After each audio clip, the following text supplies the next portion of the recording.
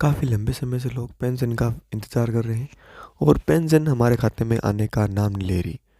Pension नहीं आने के रीज़न बहुत सारे हैं, लेकिन पेंशन अभी तक आ क्यों नहीं रही है? बहुत सारे लोगों ने जितने भी काम है वो करवा लिए हैं, लेकिन पेंशन है वो हमारे खाते में नहीं आ रही है।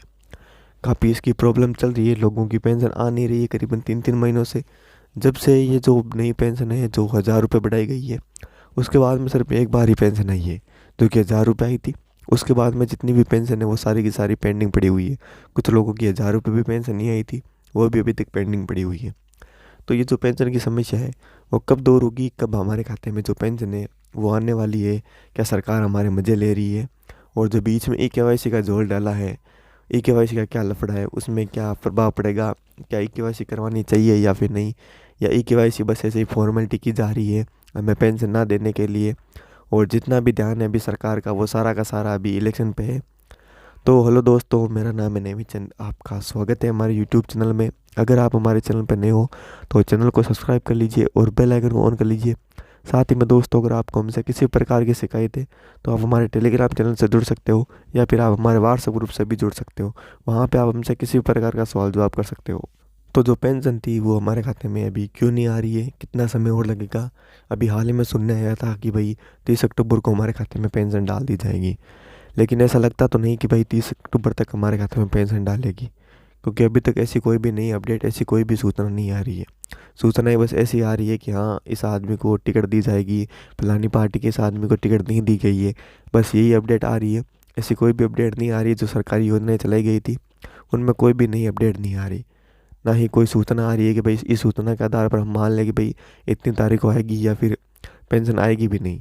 अभी आप ये मान सकते हो कि भाई पेंशन है वो इलेक्शन तक आएगी भी नहीं।